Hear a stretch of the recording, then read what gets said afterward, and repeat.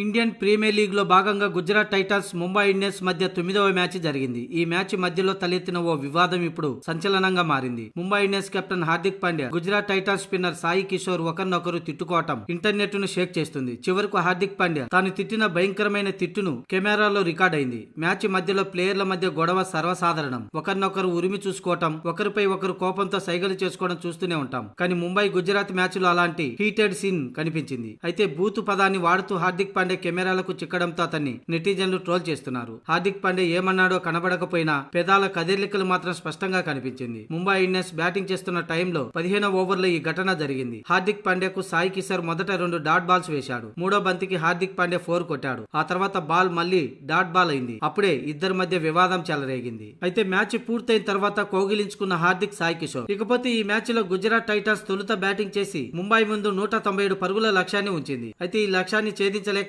6 వికెట్లు కోల్పోయి 160 పరుగులే చేసింది ముంబై ఇండియన్స్. దీంతో 36 పరుగుల తేడాతో గుజరాత్ టైటాన్స్ ఈ సీజన్ లో బోని కొట్టింది.